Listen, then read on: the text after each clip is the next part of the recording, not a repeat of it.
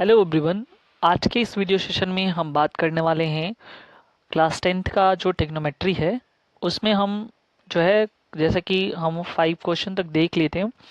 तो अभी हम क्वेश्चन नंबर 6 के आगे देखेंगे। ठीक है, 6 और उसके आगे जो भी क्वेश्चन होंगे उसको हम एक एक करके जो है अच्छे से समझेंगे। सबसे पहले देखो क्वेश्चन नंबर 6 क्या कहता है कि यहाँ पे जो है if angle A and angle B are acute angles such that cos A equal to cos B then so that the angle A equal to angle B। ठीक है, अब यहाँ पे देखो हम यहाँ नेक्स्ट स्लाइड्स में हम देख लेते हैं, समझ लेते हैं। यानी कि 6 से जो क्वेश्चन नंबर 6 क्या कह रहा है कि एंगल ए और एंगल बी, ठीक है, ये दोनों कैसे एंगल है, ये दोनों के दोनों जो है एक्यूट एंगल है। ठीक है, ये दोनों जो है एक्यूट एंगल है। और एक और चीज़ दिया हुआ है, कॉस ए जो है कॉस बी के बराबर है। ठीक है, cos A equal to cos B. ठीक है, तो अब इसी से हम क्वेश्चन को सॉल्व कर लेंगे। तो सबसे पहला चीज़ यहाँ पे देखो क्या है कि एक जो हम यहाँ पे क्या बनाते हैं कि एक जो है ट्रायंगल बनाएंगे हम। ठीक है, और इस ट्रायंगल में हम दिखाएंगे कि ए और बी जो है क्या है, दोनों के दोनों एक एक्यूट एंगल है।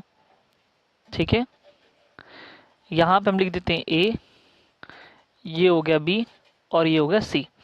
एक्यूट एंगल का मतलब ये होता है कि एक ऐसा एंगल जो 90 डिग्री से कम हो, यानी कि ये भी 90 डिग्री से कम होगा और ये भी है 90 डिग्री से कम होगा। Both angle A and B are acute angle. अब देखो यहाँ पे हम लोग ये एक चीज़ पढ़े हैं कि P B P upon H H B. ठीक है, ट्रिग्नोमेट्रिक रेशियो यहाँ से हम लोग ट्रिक के माध्यम से समझे थे। यदि प्रीवियस वीडियो नहीं देखे तो आप जो है जा करके देख सकते हो।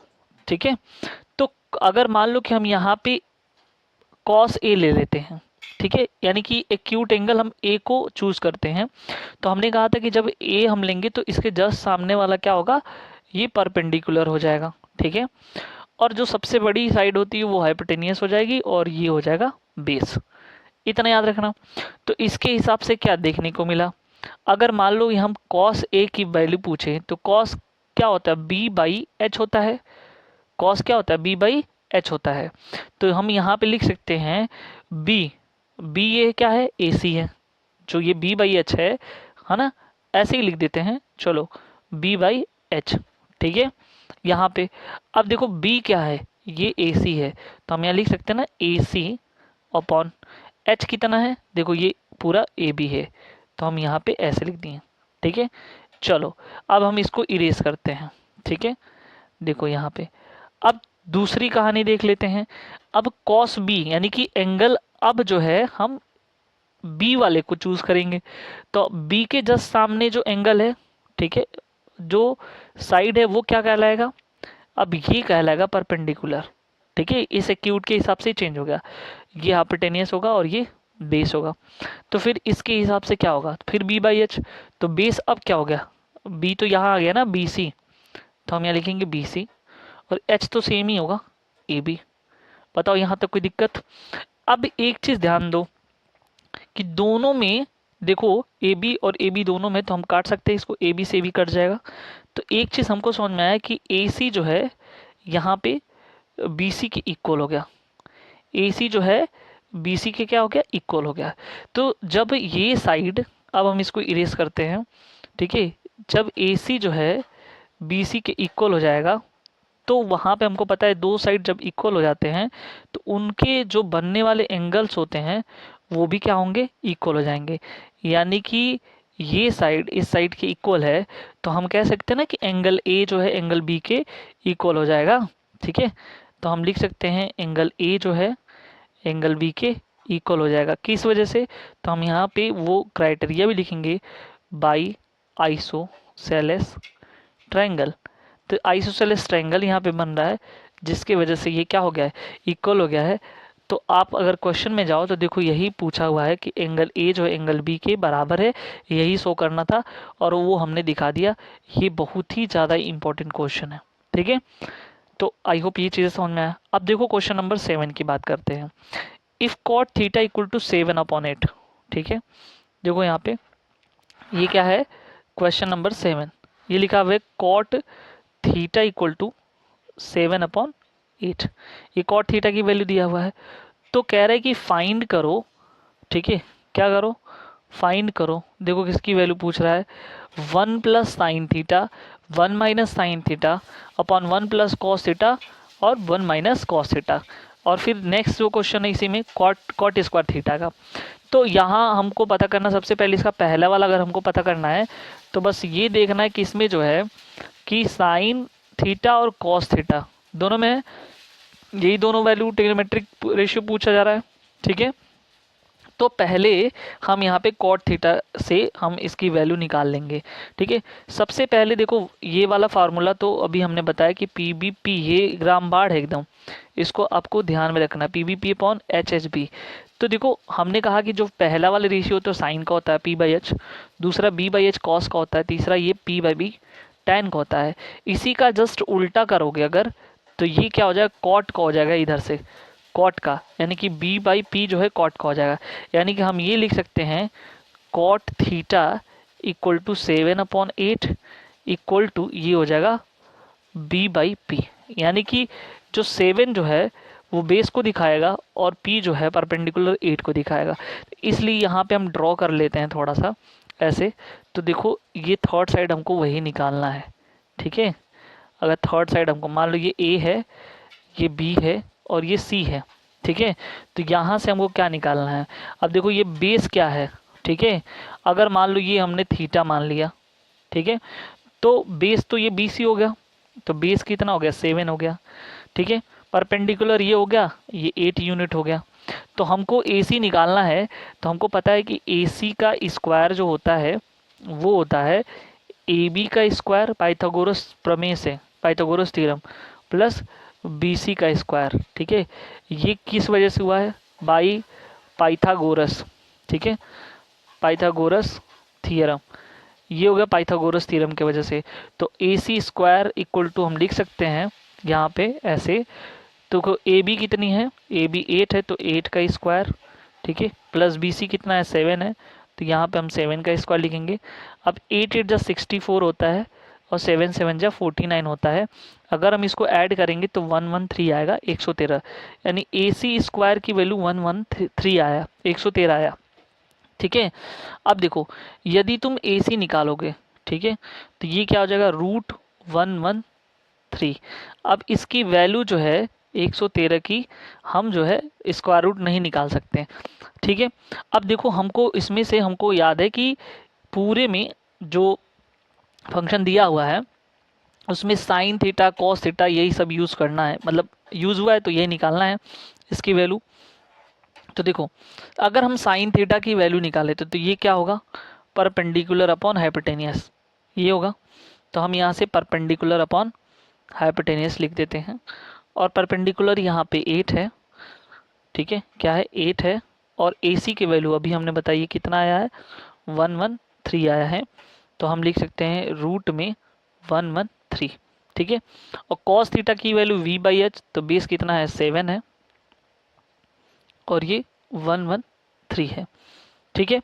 तो हमको वैल्यू किसकी निकालनी है, अब देखो वैल्यू किसकी निकालनी है, यहाँ पे देखो, ठीक है, ये लिखा 1 plus sine theta 1 minus sine theta 1 plus cos theta 1 minus cos theta. तो यहाँ हम लिख सकते हैं तो 1 प्लस साइन थीटा, ठीक है, फिर 1 माइनस साइन थीटा, उसके बाद अपॉन 1 प्लस कॉस थीटा और ये 1 माइनस कॉस थीटा। तो अगर हम इसकी वैल्यू रखें, देखो 1 यहाँ पे हम लिख देंगे plus sine theta, sine theta की वैल्यू क्या है 8 अपॉन रूट में 113, ठीक है। और वैसे भी डायरेक्ट अगर हम कर लें यहीं से, देखो 1 प्लस साइन थीटा और 1 माइनस साइन थीटा है, तो A प्लस बी और A माइनस बी के टाइप का बन रहा ना, तो हम सीधे सीधे लिख सकते हैं ना 1 माइनस साइन स्क्वायर थीटा, ठीक है। और देखो 1 माइनस कॉस स्क्वायर थीटा यहाँ पे है, ठीक है। अभी ये वाला आइडेंटिटी हम चाहें तो लगा सकते हैं, लेकिन छोड़ दो यहीं पे सीधे डायरेक्ट, क्योंकि आगे आइडेंटिटी हम लोग पढ़ेंगे। तो मान लो कि अगर अभी नहीं हुआ है तो सीधे डायरेक्ट इसकी वैल्यू पुट कर दो, ठीक है।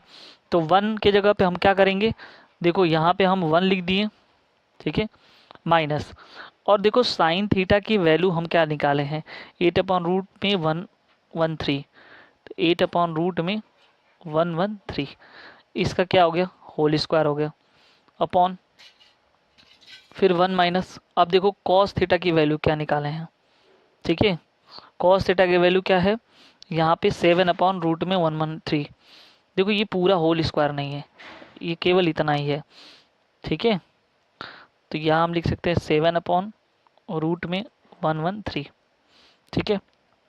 अब देखो यहाँ पे 1 माइनस, इसका स्क्वायर करेंगे तो ये 64/113 हो जाएगा, नीचे जो है 1 माइनस 49/113 हो जाएगा। अगर इसका एलसीएम ले तो इससे मल्टीप्लाई होगा तो 113 माइनस 64, ठीक है, अपॉन 113 आएगा, और फिर ये इससे मल्टीप्लाई होगा तो 113 माइनस 49/113 आएगा, इससे ये कट जाएगा। ऊपर देखो 113 में से 64 घटा दो, ठीक है, तो ये आएगा 49, ठीक है, और नीचे जो है अगर 113 में से 49 घटाओगे तो वो हो जाएगा 64, ठीक है। तो टोटल यहाँ पे जो अगर वैल्यू हमको देखना हो, ठीक है, तो वो वैल्यू क्या आया है, ये वैल्यू आ गया है 49/64, ये आपका आंसर हो जाएगा, ठीक है। तो ये इसका पहला वाला पार्ट है।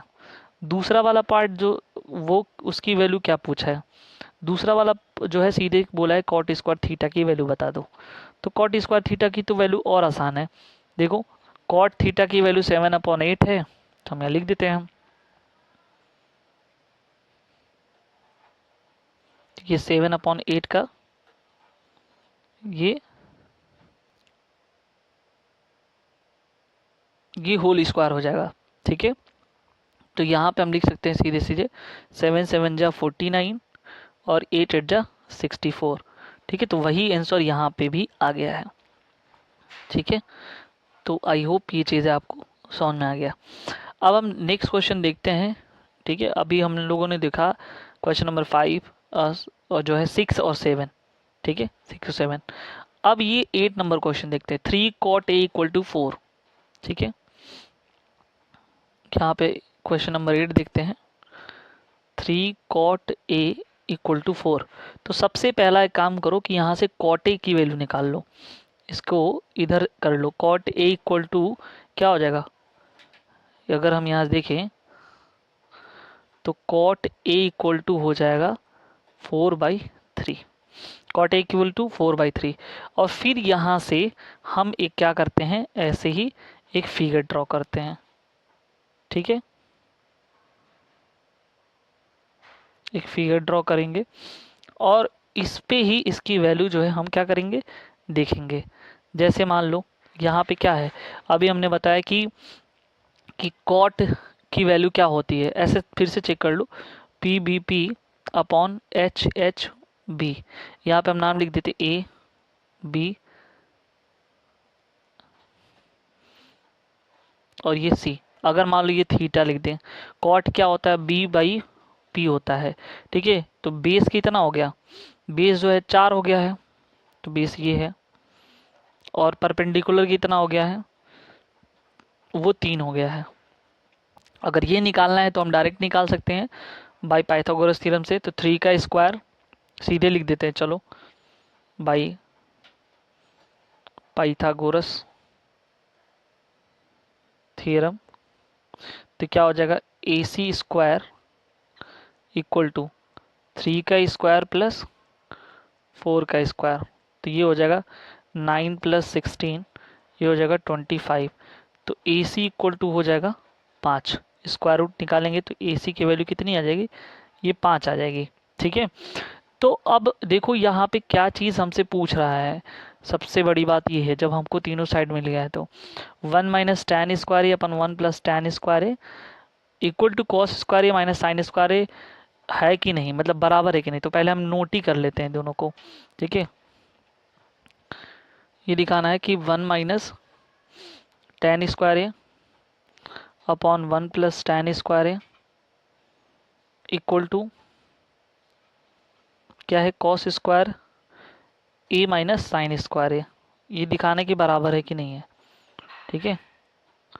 कॉस स्क्वायर ए माइनस साइन स्क्वायर ए। ठीक है, अब देखो यहाँ पे 1 माइनस टेन निकालो, तो टेन परपेंडिकुलर अपॉन बेस है तो 3/4 है, तो यहाँ पे हम क्या लिखें 3/4 इसका होल स्क्वायर अपॉन 1 प्लस 3/4 का ये होल स्क्वायर है बराबर कॉस क्या होगा b/h, तो बेस कितना है 4 और h कितना है 5, तो ये हो जाएगा 4/5 का होल स्क्वायर माइनस। ठीक है, साइन साइन क्या है p/h। ठीक है, 3/5 का ये होल स्क्वायर हो जाएगा। अब देखो यहाँ पे 1 माइनस 3 का स्क्वायर 9 हो जाएगा, 4 का स्क्वायर 16 हो जाएगा। यहाँ देखो 1 प्लस 3 का स्क्वायर 9 हो जाएगा, 4 का 16 हो जाएगा। यहाँ पे 4 4 जा 16, 5 5 जा 25 माइनस 3 3 जा 9 और 5 5 जा 25। यहाँ हमने स्क्वायर कर दिया, एलसीएम लेंगे ऊपर का तो 16 1 जा 16 हो जाएगा माइनस 9/16 और फिर ये 16 प्लस 9/16 और ये क्या हो जाएगा एलसीएम इधर 25 हो जाएगा, तो ये हो जाएगा 16 माइनस 9। ठीक है, 16 माइनस 9 कितना होगा, पहले 16 से 16 कट जाएगा तो ऊपर हो जाएगा 7 और नीचे होगा 16 और 9 कितना 25 और ये भी 7 हो जाएगा और ये होगा 25।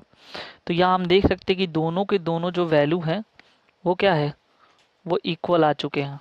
ठीक है, तो ये जो है हमारा दिखाना था कि बस चेक करके बताना है कि ये दोनों जो है इक्वल हैं कि नहीं है। ठीक है, तो हमने देखा कि क्वेश्चन नंबर जो है आपका 7 हो चुका है, 6 हो चुका है और 8 हो चुका है। ठीक है, उसके बाद जो है हम देखते हैं यहाँ पे 9 10 और 11। ठीक है, इसको भी हम लोग क्लियर कर लेते हैं। 9 में क्या है ये देखो, एक मैं बता दूंगा और एक आपको करना है, ये आपका होमवर्क है। ठीक है, इसका कमेंट सेक्शन में जो है इसका आंसर बता देना। ठीक है, तो right ABC right angle at B, ये पॉइंट ध्यान देना कि जो बी राइट एंगल कहाँ पे होगा, वो एंगल जो है बी पे होगा। ठीक है, कि मैंने एक स्लाइड ले लेता हूँ, तो राइट एंगल एट बी होगा। तो क्वेश्चन नंबर ये हमारा 8 होगा। ठीक है,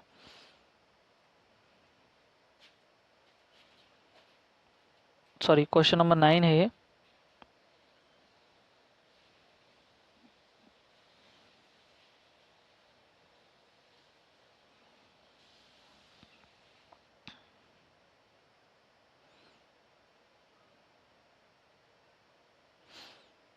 तो सबसे पहले एक ट्रायंगल बनाते हैं यहाँ पे।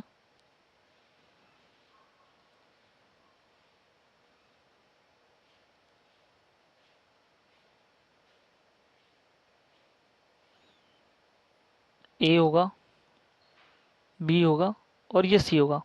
तो उन्होंने कहा कि राइट एंगल जो है ना किस पे होना चाहिए, बी पे होना चाहिए।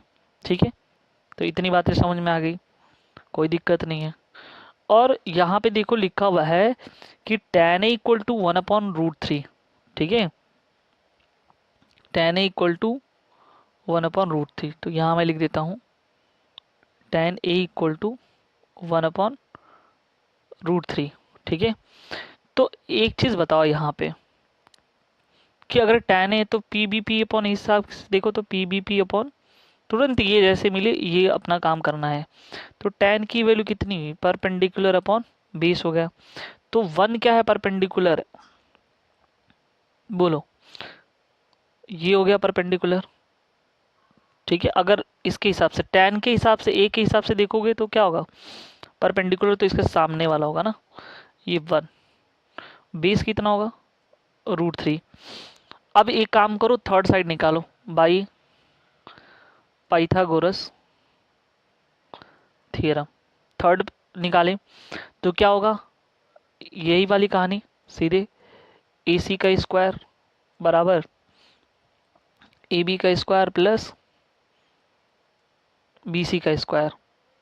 तो जैसे हम यहाँ पे AC का स्क्वायर लिखे, AB कितना है √3 का स्क्वायर प्लस 1 का स्क्वायर, 3 + 1 यानी कि 4 हुआ।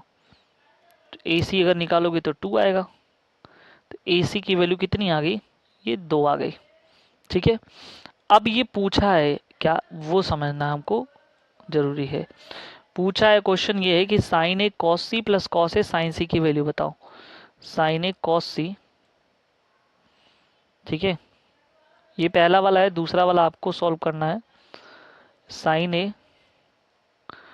Cos C plus cos A sign सी की आपको वैल्यू पता करके बतानी है।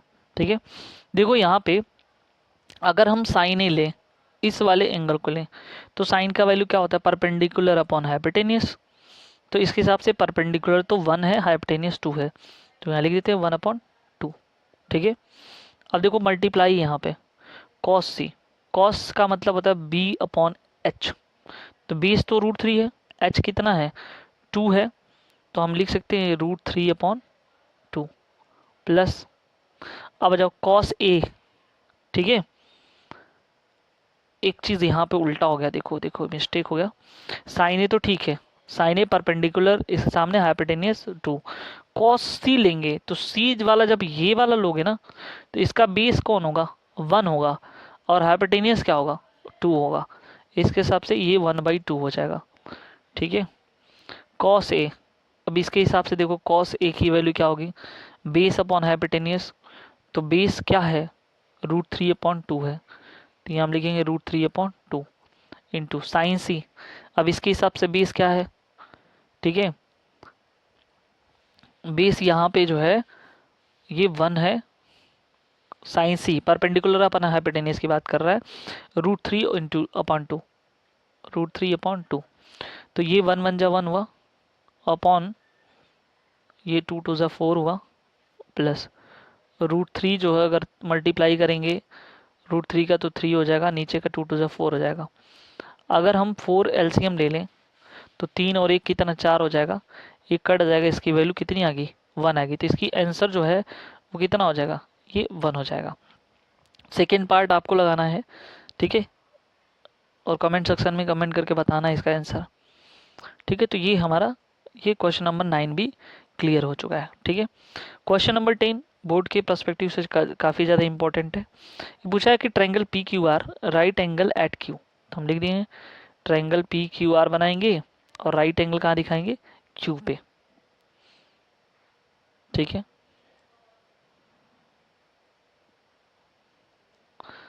PQR, ठीक है, राइट एंगल कहाँ पे है? Q पे है। उसके आगे की चीज़ें हम देखते हैं। उसके बाद ये यहाँ पे लिखा हुआ है कि PR + QR जो है 25 सेंटीमीटर है। ठीक है, तो PR + QR जो है 25 सेंटीमीटर है, यहाँ पे लिख देता हूँ PR + QR, वो क्या है? 25 सेंटीमीटर। एक काम करना है यहाँ पे, या तो PR या तो QR कोई एक निकाल लो। अगर मान लो हम यहाँ पे PR निकालते हैं तो 25 माइनस QR हो जाएगा। ठीक है, 25 माइनस यानी ये वाला हिस्सा क्या क्या होगा? 25 माइनस QR हो गया। ठीक है, ये आ गया 25 माइनस QR। उसके बाद देखो क्या मिला हुआ है यहाँ पे, PQ की वैल्यू 5 सेंटीमीटर है, तो साइन P कॉस P और tan P की वैल्यू बताओ। तो PQ पहले 5 सेंटीमीटर निकाल लेते हैं, यहाँ रखते हैं PQ की जगह पे 5 सेंटीमीटर। ठीक है, तो पहले R की निकालो, तो हमको पता है बाई पाइथागोरस। ठीक है, पाइथागोरस थ्योरम के हिसाब से क्या होगा? PR का स्क्वायर बराबर PQ का स्क्वायर प्लस QR का स्क्वायर। PR कितना है? PR जो है 25 माइनस QR है, 25 माइनस QR, और PQ कितना है? 5 है। QR रहने देते हैं। A माइनस बी का होल स्क्वायर अगर करेंगे तो 25 का कितना होगा? 625 माइनस का स्क्वायर प्लस हो जाएगा, QR स्क्वायर हो जाएगा माइनस 25 दूनी 50 क्यू आर, ये देखो यहाँ पे 25 हो जाएगा और प्लस क्यू आर का स्क्वायर हो जाएगा, यहाँ भी क्यू आर का स्क्वायर यहाँ भी कट जाएगा, ठीक है। -50 क्यू आर उधर गया, +50 क्यू आर हो जाएगा, 625 था, 25 इधर जाएगा तो -25 हो जाएगा। 50 क्यू आर इक्वल टू ये होगा 600, क्यू आर की वैल्यू क्या हो जाएगा 600/50, ये कटेगा तो 12 टाइम्स आएगा। क्यू आर की वैल्यू कितनी होगी 12 सेंटीमीटर, तो क्यू आर की वैल्यू कितनी होगी 12 सेंटीमीटर हो गई। तो क्यू आर जो है 12 हो गया, पी क्यू दिया हुआ है 5 सेंटीमीटर, और पी आर अगर हमको निकालना है 25 में से 12 घटा दो तो ये 13 सेंटीमीटर आ गया। तो सारा मेरे पास है, ठीक है। तो अगर हमको साइन पी निकालना है, साइन पी ध्यान दो, तो पी ये है ना, तो परपेंडिकुलर ये होगा, तो perpendicular Q R upon hypotenuse P R, और क्यू आर की वैल्यू देखो 12 है और पी आर की वैल्यू 13 है, तो ये आंसर हो जाएगा। कॉस पी निकालना है तो B/H होता है, ठीक है। बेस ये हो जाएगा पी क्यू, हाइपोटेनियस हो जाएगा पी आर, पी क्यू की वैल्यू दिया हुआ है 5 सेंटीमीटर और पी आर की वैल्यू दिया हुआ है 13 सेंटीमीटर। चलो एक आखिरी बचे, ये tan P निकालना है, तो tan P होता है परपेंडिकुलर अपॉन बेस, परपेंडिकुलर ये पी आर क्यू हो जाएगा और बेस जो है पी क्यू हो जाएगा। आर क्यू की वैल्यू दी के रखा है 12 सेंटीमीटर और पी क्यू की वैल्यू दे के रखा है 5 सेंटीमीटर। तो ये हमारा जो है क्वेश्चन नंबर जो ये था 10 था ना, ठीक है, उसका पूरा का पूरा सॉल्यूशन है। अब हमारा जो ये क्वेश्चन नंबर जो यहाँ पे देख सकते हो 11, ठीक है, ये क्वेश्चन नंबर 11 जो है बोला है state whether the following are true और फॉल्स, जस्टिफाई योर आंसर, ठीक है। तो ये बता रहा है कि बताओ कि सारे जो क्वेश्चन ये चीज़ें हैं सही हैं कि गलत हैं, ठीक है। देखो बोल रहा है कि the value of tan A, ठीक है, इज ऑलवेज लेस देन 1। अब बताना ए की जगह पे अगर मान लो कि हम tan 0 रखते हैं, मान लो हम tan 30 लिखते हैं, ठीक है, ऐसे करके लिखते हैं, तो अभी हम दिखाते हैं यहाँ पे डाटा, ठीक है। तो कोई भी, चलो यहाँ पे तो नहीं बना है, जो कोई भी वैल्यू होगी वो अगर मान लो कि आया इसकी वैल्यू ऐसे करके, मान लो यहाँ पे tan A, ठीक है, तो ये कह रहा है कि the value of tan A, अब tan A की जगह पे क्या हो सकता, मान लो 45 है तो इसकी वैल्यू तो 1 आ जाएगी ना tan 45 की। tan 60 लेस देन 1 कहाँ, ये तो 1 के बराबर आ गया, इसलिए क्या हो गया, ये तो फॉल्स हो गया ना, ठीक है। सेक ए की वैल्यू 12/5 है, यानी कि 12/5 है, तो for some value of angle A, ठीक है, तो कह रहे कि ये क्या है, एंगल ए के लिए कुछ वैल्यू है, ठीक है, ये तो ट्रू है। Cos A is abbreviation use for the quotient, ठीक है, ऑफ एंगल ए, ठीक है। तो देखो ये कॉस नहीं, ये कॉसेक लिखा हुआ है, ठीक है, तो ये तो फॉल्स हो जाएगा, ठीक है। Cot is the product of cot into A, ठीक है, cot A is the product of cot A into A, बिल्कुल गलत है, ये फॉल्स है। और ये क्या है, साइन थीटा इक्वल टू 4/3, जाहिर सी बात है ये साइन इनवर्स 4/3 होगा, तो ये थीटा के लिए ये, तो ये ट्रू होगा, ठीक है। तो इस तरह से जो है हमारे ये वाला पोर्शन जो है ये चीज़ें ख़त्म हो चुका है। टोटल 11 क्वेश्चन जो हम इस एक्सरसाइज में हमने डिस्कस किया है, ठीक है। तो हमारा ये जो ट्रिग्नोमेट्री का पहला एक्सरसाइज यानी कि 8.1 जो है आज के इस वीडियो लेक्चर में ये कंप्लीट हुआ। चैनल में नए व्यूअर्स हो तो सब्सक्राइब जरूर कर लें, ठीक है। मिलते हैं नेक्स्ट वीडियो में जो है आगे की चीज़ों को लेकर के। Thank you so much.